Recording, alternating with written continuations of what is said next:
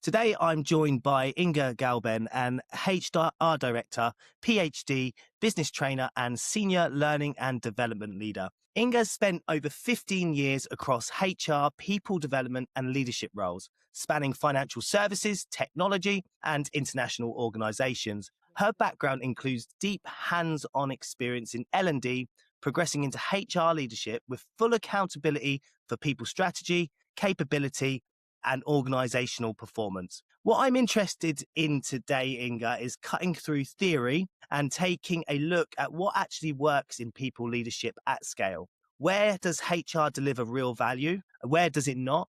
And how decisions are changing given technological advancements. Inga, thanks for joining me. Thank you for inviting me, Antonia. It's more than 17, it's 18 years already. 18. So, yeah. Okay. Okay. So, So yeah, that's quite, amazing. So it's a more to talk about then. yeah. Thank you. Just stop me. I do understand and I'm mindful about the time. So, yes, please stop me if we are exceeding the time. No, absolutely amazing. Well, thanks very much for joining, Inga. Really, really Thank appreciate you. it. And we're looking forward to jumping straight into your experience. What's your journey been in HR? So you say 18 years, just the start to where we are today. So, I started in HR and I'm always saying that. And someone just pointed out that it wouldn't be nice to say, but by accident, because HR was back then was just an administrative role. So I started as a recruiter, but not, we didn't call that. I was just selecting resumes and the market was totally different. So we had one vacancy, so we had one open position, but we might have had 20, 30 people, applicants for the same role. So the role were changed now. So the role are totally different. And the recruitment also is totally different. So I was transferred really quickly into the learning and development because, as my manager said, you are talkative and you have so much information. And by my background, I'm actually an educational methodologist. So I moved into this area without even having experience in managing these processes internally in the business. So I had to learn quickly how the business works because I was a teacher. I started as a teacher, as a high school teacher. Although I'm specialized in young adults and in teenagers, my favorite period of people's lives, it's teenagers. Although people say that they are complicated, but no, you have to learn to talk with teenagers. So It's funny, it's, isn't it? Because yeah, I always say that the workplace is very much still, we're still a bunch of kids in the workplace, yes, exactly. irrespective of, us growing up and no matter what age we are. I always found that in the workplace, you had the same dynamics as when Yeah. you were in high school. Yeah. Yeah. And the social relationships are also the same. So it's just you are having the same kind of movements when you start pressing people, when you start putting pressure on people, you have the same rebellion as when you have in high school with kids. If you start being, as kids say, nice to them, I mean, too permissive, then there is an anarchy starting internally. So we are just observing these kind of social movements internally in an organization. Despite the scale of the organization, it's just scaling up. When is the company is smaller and there are just, I don't know, to 100 people, the social movements are just happening and the social processes are happening pretty fast and it's observable, so you can manage it easier. But when it's a big organization up to 5,000 people, so it's a little bit more difficult to manage that. And that's why we need all those hierarchies or all those roles that we are creating internally. And this is okay when you create the role organically, rather than when you create it artificially, and after that you are looking for the right person just to fill in the position. So yes, this is one of the subjects also which I observed in during the last 10, 15 years. Organizations started to be more flexible. They started to adjust and to create those job designs that are more fluid, and they are not that strict, and they are not required to, they don't require the only type of skill set. They are adapting because the person, it's when they come to an organization, they come with a specific skill set, but they also want to be up to date. They want each professional wants to be competitive on the market as a Before we professional. jump into that, I would love to understand a little bit more about your experience moving from learning and development into HR leadership. You mentioned at the start there around, back in the day, Yeah. HR was an administrative role. Yeah. It seems like HR people are put with loads of different hats. 1 minute they're a recruiter, the next they're in L&D, the next they're an agony aunt, then the next they're advising the Social senior worker. leadership. Yeah, exactly.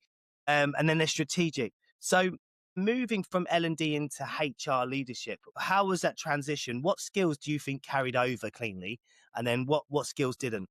I was a fortunate person to be surrounded by great professionals, and I had access to other professionals because I was in the role of organizing, facilitating, delivering trainings, and I met leaders and managers who were expressing their pains. So I was the fortunate person to be in touch with people who had these issues, and I was the one who helped them to solve these issues. So I knew already about the patterns that are happening when people get into a leadership role, what is happening when you transfer a really good professional and you give them the management role, a manager's role, and they encounter different challenges. Like, for example, today you are a peer, you have your colleague and you work together, and the next day you are his manager, and now your colleague who was gossiping about something where you were drinking coffee together and just having fun or making jokes about customers, and the next day they are changing their behavior. So this is one of the challenges that managers are encountering when they take this role. So I was the fortunate one to collect all these pains, and I already knew what is happening. So when I stepped into a leadership role, I already knew how to prevent and how to manage when these type of issues appear, and I was able to advise, to guide, and to facilitate when people were taking up the roles of the leaders. So that's why I'm saying I was the fortunate one, because I was in the right place with the right people, working with the right people. And This is the progression. so just touching on, as we said there, so in terms of like large organizations, so you've moved into the HR leadership role.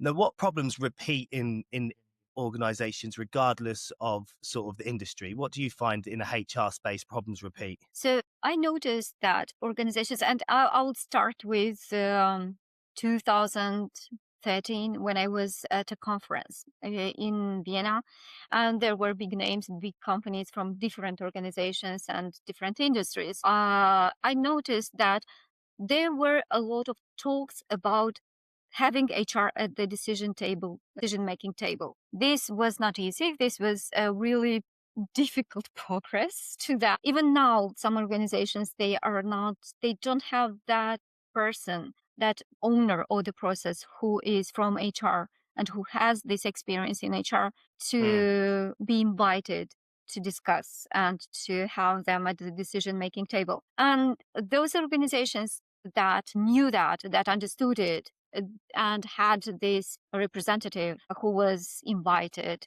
for the big changes, those Yeah. organizations succeeded. They were able to buy new businesses, to adapt, especially during the market changes, disruptions, during pandemic, during other social, political changes in the world. So they were able to adapt, these kind of organizations, because let's be honest, we have two resources, the main resources in the organization. And I hate when we say that humans are resources just for the sake of the explanations. So we have two assets in the company. So these are the technologies and people.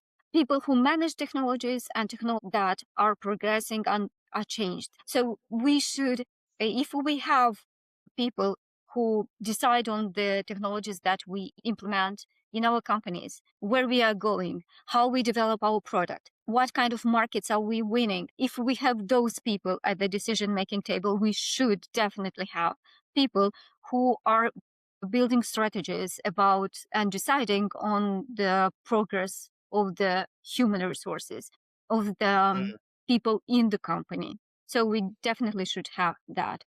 And unfortunately, even now, I find companies that where the HR department is managed by financial executive. It's a pity, actually, to tell you that, because I noticed that in these companies, yes, the progress is fine and it looks well when you look at their page on reports, on financial reports. But I see a big number of people exiting the company and entering, and the cost of these turnover is really high. And this is usually the cost that is not that observable. You have to take more into account, not only quantitative, but also qualitative indicators that are not easy to identify. So you do need a person who has this ability to identify those qualitative indicators, because having only quantitative, it's not enough. And so how do you think your role changed once you're at that director level and accountable for that type of level rather than sort of advising? Yeah.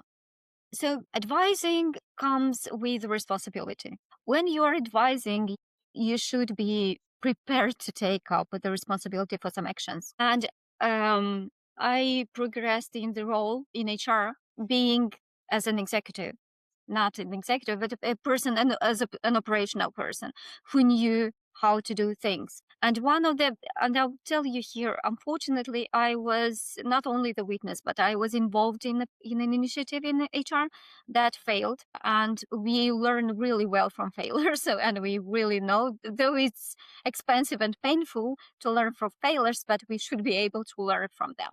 So we had this initiative in a company where we wanted to change the roles, especially in HR department. We created those operational layers and strategical layers. So what happened by the end? We lost really good professionals, and professionals who were ready to leave the company just because they were creative people. They had this strategical vision, but they were put into operational positions just because they were good at that. This is not the right approach. So this was one of the failures that I'm not proud of. I was involved in that. This was not fully my initiative, but back then it looked the right way to go, the right path to be taken. This was 14 years ago, and we learned this lesson that you can't, if the project starts from here to there, the person should be responsible of the project fully, even if this project involves operational activities and you don't like to do operations. If, for example, I am a trainer and I have to deliver trainings, but I don't like to make the reports, but I need to make them just to show the results, to show the numbers, I'll have to do that. So I'll have to swallow my pride and my to be ready to make, as one of the famous trainers and business gurus said, just eat that frog, Brian Tracy. You have to eat that frog. Yeah. You have to do I that love Brian reporting. Tracy. Brian Tracy is a great speaker, isn't he, on organizational development? Yeah. Okay, awesome. So what's the biggest change you've seen over your career then? Is it the role of the HR individual? Is it AI? Is it is it the amount a HR individual has to do? Is it people's expectations? What's changed over the What I observed, what scaled actually during these times, was that managing a complete life cycle with limited resources, it helps a lot to understand and how to invest, to estimate the resources correctly in the future every time when you have an initiative, and to be able to understand and forecast the resources. You have to be responsible of the full life cycle, at least for several times, at least for several years, to understand how it works. And it also helps a lot if you have people who help you, who are on your team.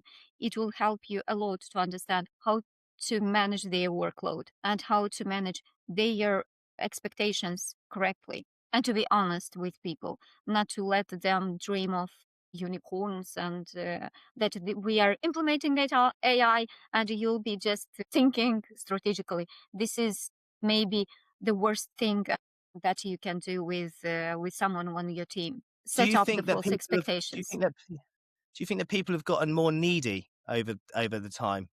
Like, more demanding, as in employees? I guess that this might be this might look like that, but it's not that they are more demanding. It's just the access to information and the globalization of the workforce. We have people hired in different locations in different parts of the world, and they compare each other.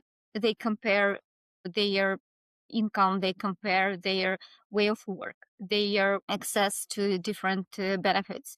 So they have this platform to compare. And the right thing to do in this case is to have this business awareness built up correctly, to present to people and to communicate to people transparently every time when there is a new initiative coming into force, to explain it and to have these from time to time meetings with all people and to communicate it correctly. It might be difficult because some of the people might resist, some of the people might challenge, but this is the right thing to do, because on the long run we will have people who will trust you more because you are open and you took up the risk to be challenged and to be Yeah. questioned.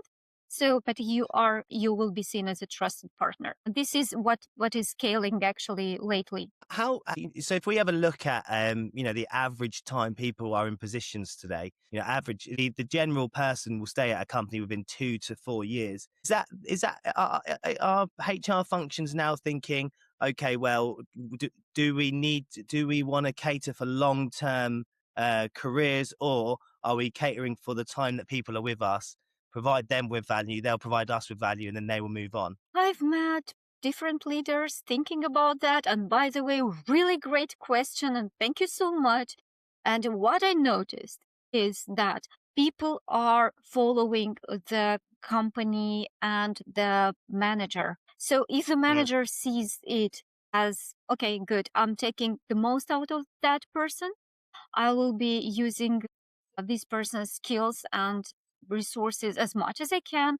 So the people will behave like that. If the manager sees that I have a person in my team that has this skill set and I can make the most out of this person and help this person grow with the company and be competitive on the market, then this person will respond accordingly. So it all depends on how the manager views the relationship with the team. It all depends on the manager. And I'm sorry to put too much pressure on managers now for people who will be listening to us, but this is the right way. This is the natural way of response, the action and reaction. This is the natural way how it happens. So building a great employer brand is actually what will make the company competitive. And when we are talking about the result of the company, we're talking about the result of the manager. And when we are talking about the result of the manager, we're talking about the results of the input from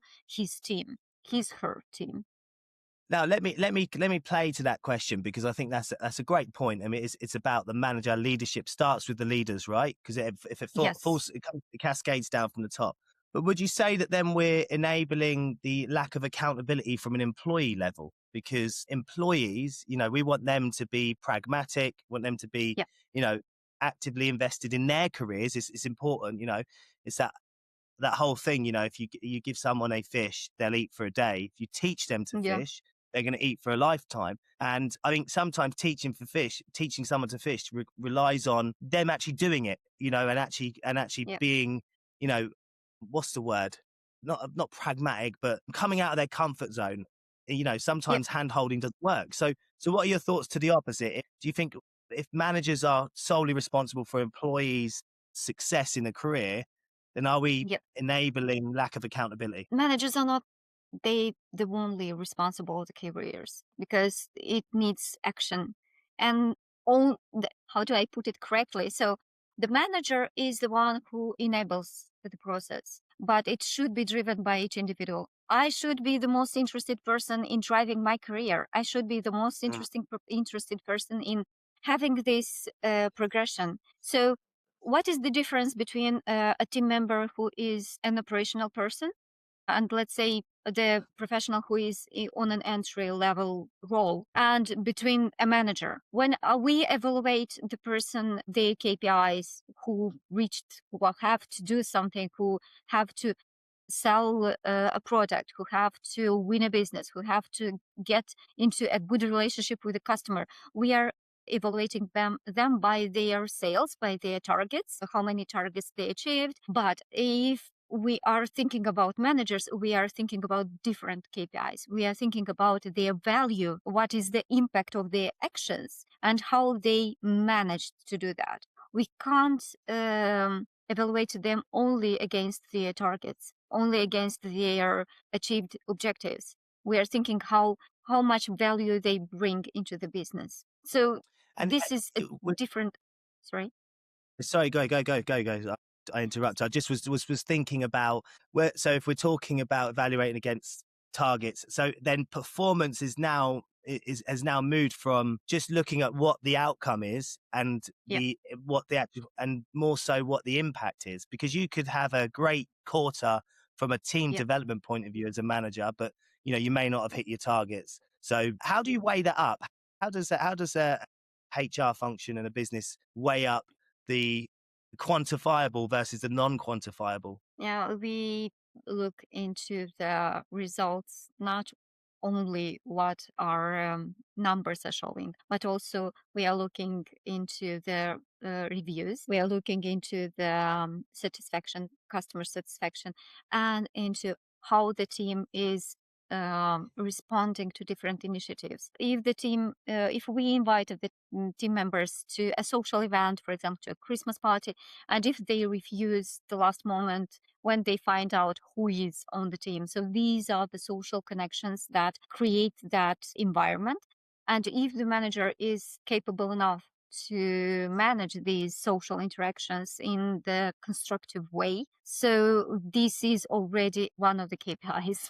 This is already one of the indicators that show that the manager is close to the team, has this, already knows what is happening in the team, though not always involved in the conversations, but knows what is happening and is capable enough to anticipate some of the so to say conflicts and manage it correctly. So this is one of the indicators. And on the other hand, another way how to view that is not the number of years that the person worked in the same role, but what they actually did being in the same role. If they come with initiative and if they want to take more responsibilities, this is also an indicator for the manager, not for the employee who came with the initiative, but then this means that they are not afraid. They come with initiative. They are not afraid to take the responsibility, and they are not afraid to speak up.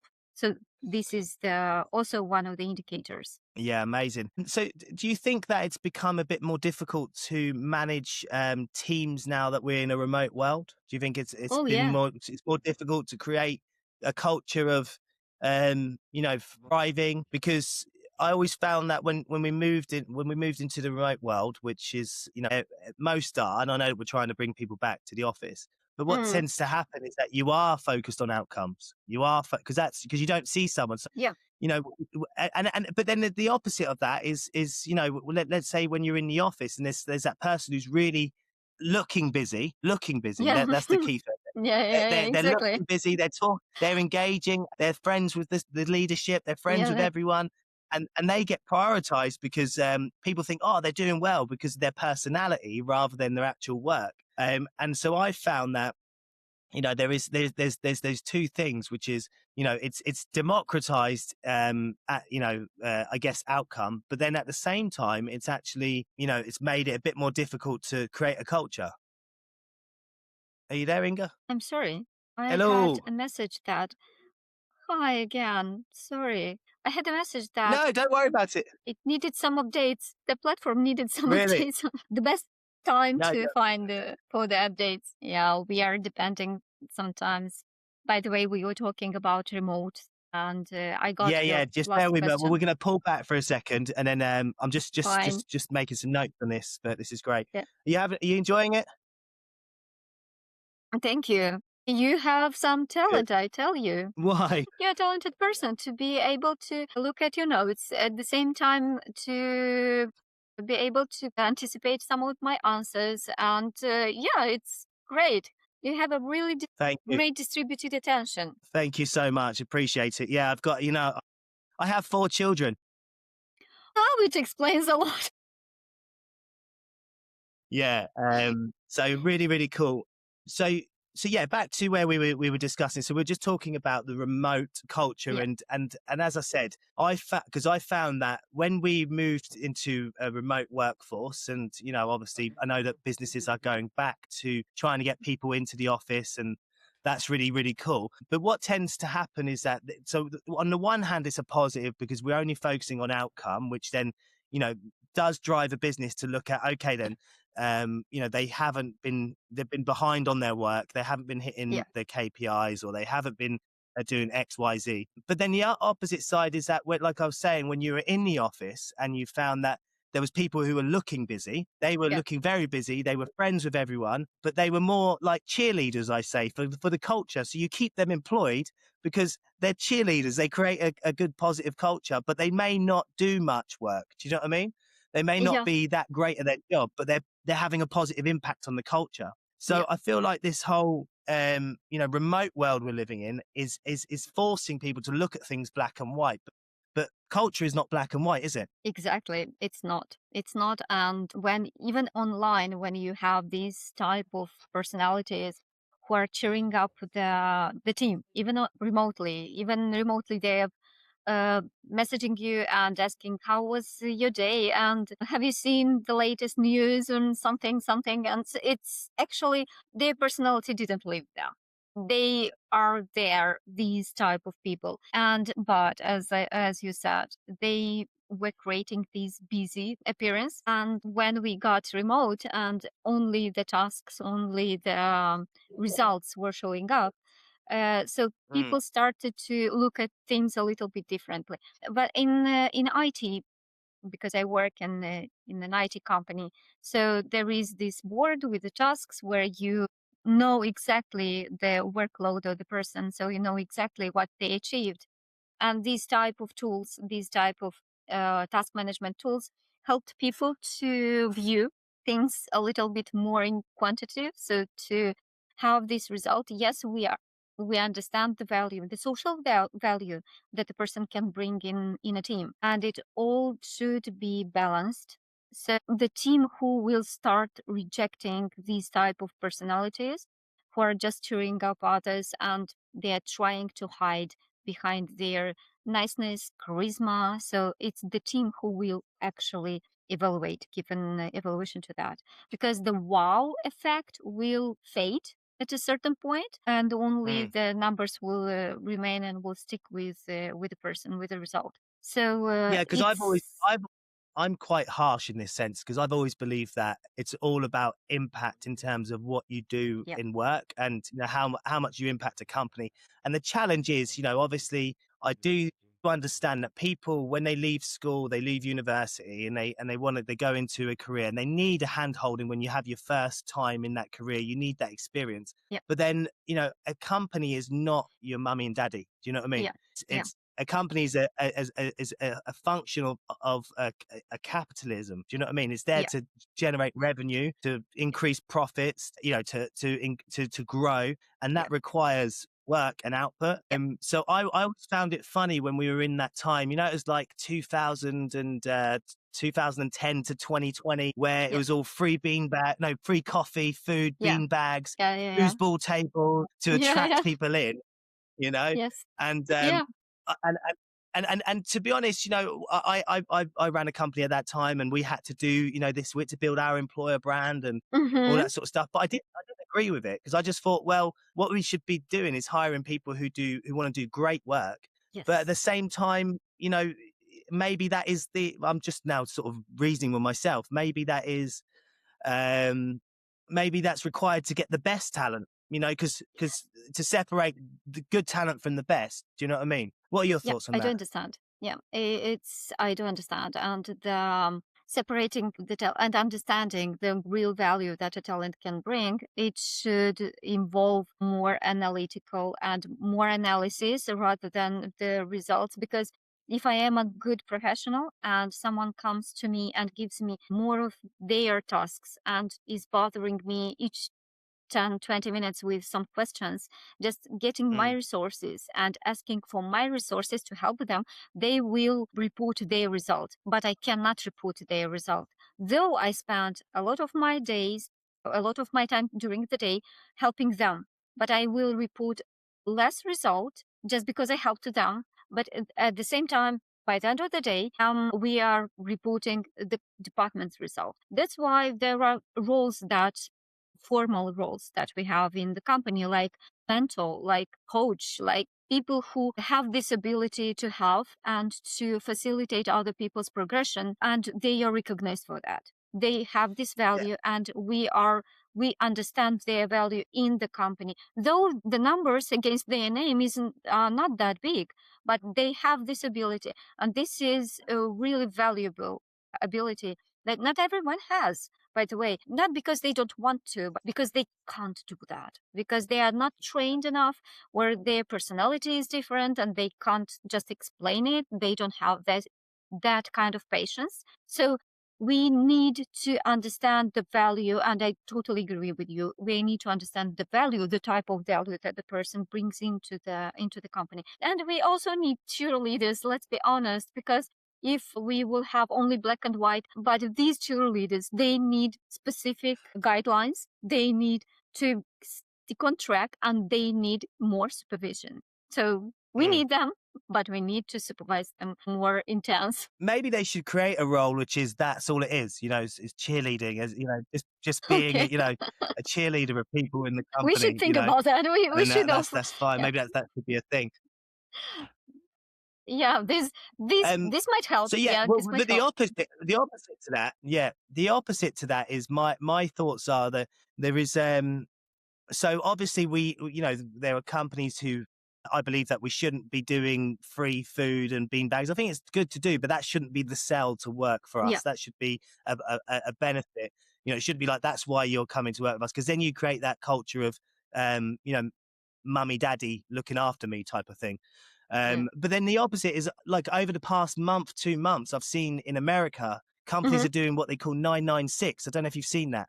These 996, they're advertising 996 roles. So it's you work from 9 a.m. to 9 p.m., 6 days a week. They're doing that. And it's been inspired by tech companies in China, and tech companies now in the US are doing that. And I thought to myself, when I saw these companies doing this, I actually thought, like, I would never do that. Do you know what I mean? Now, I know I'm a bit older in my career, but at the same time, even if I was like 21, I Hmm. wouldn't do that. Do you know what I mean? Yeah. Why would I bust my balls? Sorry Hmm. for the terminology, but why would I bust my balls for these guys not have a life, have a Sunday off? It's slavery. Yeah. This is the reaction to the type of as you said, it was a time when we were offering all these benefits to people, to attract them, to attract the talent. And now, as the market was disrupted, especially now with AI, and many roles became obsolete, we are there is this type of reaction to, as we mentioned before, that people are being more needy. It's not that they are needy, it's just that the market was created like that. We created Mm, that on the market. We great point. created this type of behavior that people we were offering, we were convincing, even if the person didn't have those skills, we were trying to train them, to make them work like they were a mid or senior position, though they didn't even work mid position, where they were juniors, but we were trying to get them there to deliver as Mm, seniors. And this has been created because we needed to progress. We needed, and the competition was harsh on the market between the giants, especially between the companies. So between even the big entities, they had this harsh competition. That's why we were fighting on the same talents, and we were trying to make them progress. Now, as AI disrupted the market and many of the jobs became obsolete. Now this is the reaction that came in from the companies. No, you won't have free coffee, but you need to work. You need to actually deliver. And I also agree this is not the healthy way to do that. This is not healthy, or take it or leave it. This is not the type of the attitude that we will have towards young people, especially when if the senior comes into the role, they will have to deliver not only the numbers, not only to write the code. They will have to Mm. have the strategic view. They are the problem solvers because AI will write you the code. You need problem solvers. You need creative people. And the creative person will not stay under the pressure a long time. They can stay under the pressure for a really short time just to prove you that they are good professionals, but they will not resist. And we are also not interested in having people under pressure and going into other always and constantly searching on the market other roles. If we need, but it all depends on the Yeah. business profile, on the business need. If we need this person to deliver on a short time, maybe they will be attracted by the salary, by that type of the attitude. But if we need the person on the long term, it all depends on the business profile. And do you think that now that we're going into this AI era, we're literally at the start of it? Do you think that the demand for jobs is going to increase, or do you think that the demand for creativity will increase?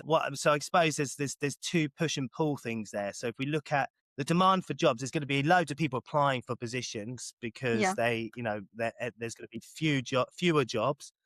Hmm. And say what you want. I believe that AI won't create as many jobs as it's going to replace. I think there's lots of people talking saying, well, yeah, but the printer press and the industrial revolution created jobs. Now, I don't believe that with AI, and that's just my opinion. But do you think that so there's one there, which is there's going to be demand for jobs, okay? But then you mentioned about the demand for creative thinking, which I absolutely agree. I think that is going to be a huge Demand. advantage. And now, is everyone able to think creatively? Can we teach that? There is a saying, I really love this saying, and I don't remember who from the painters said that, and artists. All children are born artists.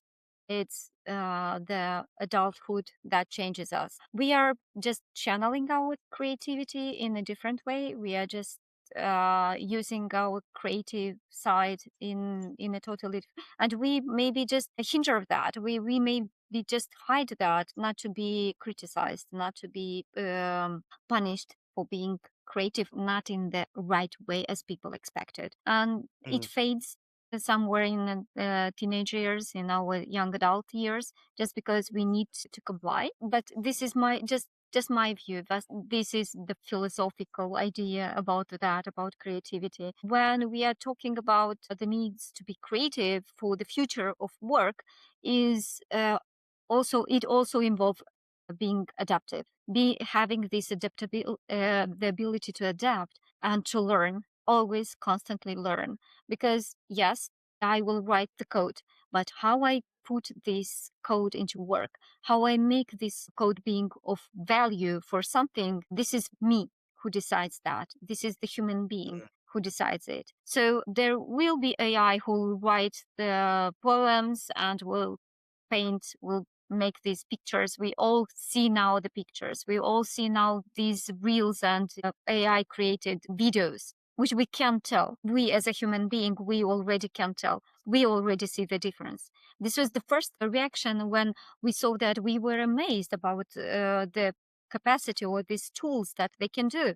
But now we can tell, and we already see people requesting for people's hands to draw something, to be able to come with something human. So the demand Yeah, of I've seen that. human, So I've seen that as well. And I was saying to my dad, actually, we were talking about what the future is going to hold when it comes to AI and creative thinking and authenticity. And if yeah, we have a look, just over Christmas, for instance, Coca-Cola had released an AI advert and Mm. it got taken down 2 days later because of backlash. People were like, "This is so weird." McDonald's as well. They launched an AI advert in the Netherlands, and again, it got taken down a couple of days later because everyone was just like, "This looks like AI slop." You know, you've heard that terminology, AI Yeah. slop, and you could see the internet is full of it. 2 weeks ago, the internet was fooled by AI. Everyone thought that snow had covered Russia, a town in Russia. It was over the buildings. And loads of people thought it was real. Even my brother actually mentioned it to me, and I said, "No, Mark, Mhm. that's clearly AI." Wow, it looks so real because it did actually look really real. And so sometimes actually trying to distinguish between AI and what's real is a challenge, and those lines are getting blurred as we move on into better technology. And But what sorry, I just see, to say, I agree, and even we are not being trained on that. We are just being fed with all these AI pictures and AI images and AI texts, and it is the human ability to distinguish already. It's the natural way for us. We see that and we learn a mm, pattern, and we already are able to distinguish. So we are not being trained. It's not that like we all had the same training, the same course, formal development or formal learning process. It's just our natural ability already to adapt to new type of content that is being yeah, delivered, and we are already able to distinguish. So this is our exactly. human capacity, amazing capacity to adapt and to already be prepared not to be fooled by artificial intelligence in a text or in an image. Yeah, and the thing is, because I'm around it every day, it's my job, right? I work in AI, so I can see. But for let's say, for instance, my mum on Facebook and whatnot, and my Mm. dad on Facebook, they see these items, but actually, but actually, what you notice is they think they're real. Do you know what I mean? So they Yeah, actually think this I it's real know. I stuff, had this and conversation with it's my dad. terrible. Yeah, they saw an old man singing about his teenage years, about his Yeah, lost love, and my dad sent me the image, and he phoned me immediately after that. Have you heard that? What a nice voice! I haven't heard about this singer, and I was amazed. Can't you tell Dad that this is AI? This is generated by AI. So yeah. I know, it's amazing. It really is amazing. And it's only going to get worse. So I think you're right. We're not being trained to distinguish. And also, I think if you have a look at, I mentioned it last week on the podcast about the fact that we're not training or educating our children, on the right things at the moment. My children have an advantage because obviously I work in AI, so I'm prioritizing the right things for them to learn. But if you take a look, in Mhm. school is not teaching children or preparing them for the AI era. Just yesterday, or was it 2 days ago, I saw a news article that there's going to be AI tutors rolled out in Yeah. schools in the UK in the next 2 years. Now, what does that mean for teachers? Because I believe that teachers will be replaced by AI. AI will be teaching the children. And I've actually said it. I would love to homeschool my children now, but my partner's not up for that because obviously, when also we work, full Mhm. time. I would love to homeschool them because all I would do is I would create an AI that would teach my children every day. But the benefit of school is you get that social interaction.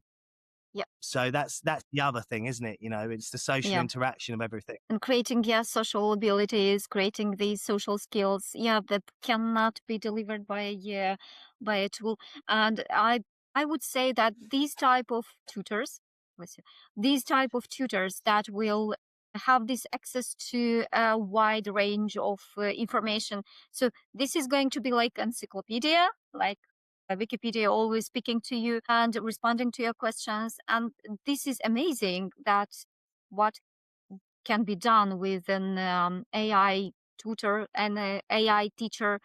But at the same time, when the kid is sick and where the kid has this social interaction need, where it needs some empathy from a human being, I'm not sure this can be done soon enough. Maybe in the future, maybe I can't say, though I noticed that AI can empathize with the person and can give advice, but at the same time can give destructive advice.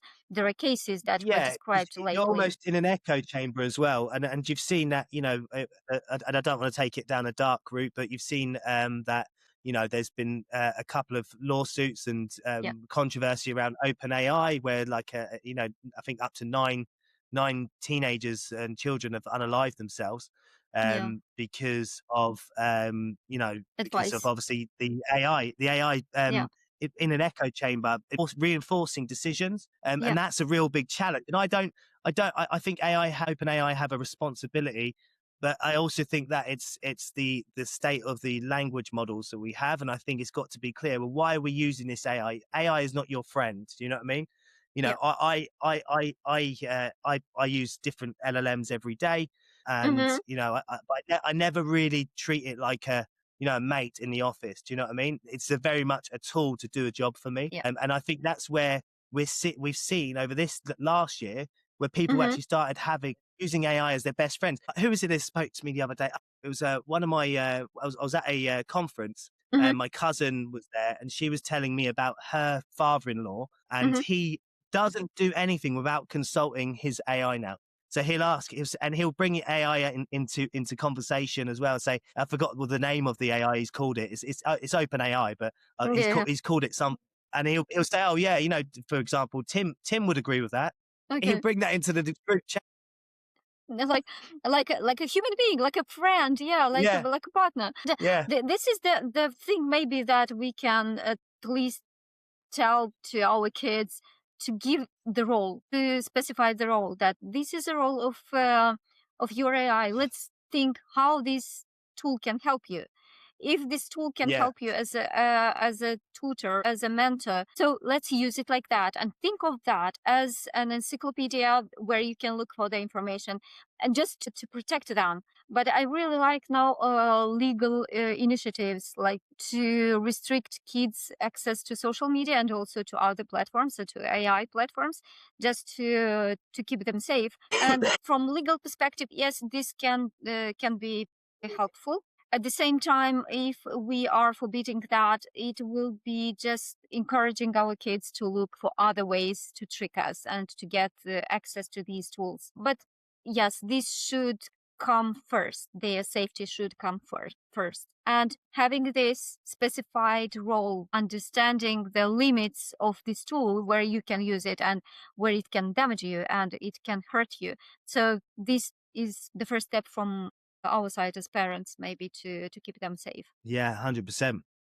So just obviously, I'm conscious of time, but I just want to just touch into we've touched on AI and what it means, in terms of development of individuals. Where do you see this? Where do you see it all going now with your experience and the benefit of hindsight? Where do you see us being in a year in terms of a HR capability in a year, 2, 3 years? I think that having these tools as help, as assistance, as resources is a real advantage for any organization. So we can't say that we will not use it just to keep the organization safe or to keep people safe. It will not work. Just to have this, and issuing policies will help on a short run, but not on a long run, because these tools are evolving.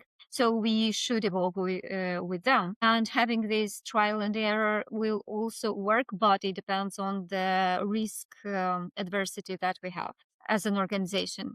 But to know what is happening with people, people will remain people as we are now. We evolved hundreds of years back then, and we didn't evolve from that moment. What Mm, we became more capable of, it's for processing information. Our capacity of analysis increased, but we are the same human beings as we were thousands of years ago. So it's helping ourselves to process the information and to be ready to adapt. This is the main yeah, capacity that we can have. And coming from this idea, philosophical idea, moving to the organization, we can help people to adapt within the organization and to the market. By helping our people growing as professionals, we will help our organization respond to market disruption. So having our people prepared is the main and the most important focus. And in all, as I said, I stepped into HR from the learning and development role. So I learned in all my years from my pedagogical background that helping people develop is the main advantage of a company. Yeah, yeah, and because I always find that, one of the items I had when I was running, large teams of people was that, Mhm. look, let's train them up, make them the best. If they leave, that's great because they'll only have fond memories and promote Yes. us. And Yeah. also, Yeah. you'll be a hiring bed, but that's a Yeah. compliment if people are trying to poach from your Yes. company because it means that you do a great job. Yeah. With They build regards to up your your point your around, employer brand. Sorry. yeah, with regards to your point around the using these tools and AI, and that's what again, why we built Kumo HR wasn't to replace HR individuals but to enable decision making, because the Oh yeah. challenge is when you give AI the decision making, that's when it can lead to controversy, because it may Yeah. make 9 decisions right, but then that one decision can really mess up your company from a compliance, from a legal standpoint, employer brand. And so it's important that AI is used for decision power, not for decision making. So when I say decision power, giving you the information and then Yeah. you approving it or agreeing it and then making a judgment on the information. But look, Yeah. I think, Inga, we could speak for quite a couple of hours, I think, on this, couldn't we? Yeah. So, I noticed that. so look, I appreciate you joining us today, and let's Thank you.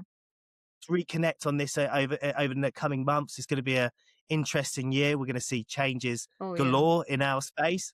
Yeah. But if you want to leave people with one final message, what would that be? That would be just to be ready for change. Always be ready for the change and be ready to hire in other locations. And for the sake of that, just try to understand the culture and the legal perspective of the legal setup of the country where you are planning to hire, because Mm. this will play a major role in the future to hire globally. Amazing. Well, look, guys, if you want to follow Inga, you can follow her on LinkedIn. The link to her profile is down below there in the comment section. If you've liked this, please like it, share the podcast, because we are trying to raise awareness in the HR space around changes that are happening, but also, trying to keep it a bit interesting because HR sometimes can be a bit boring.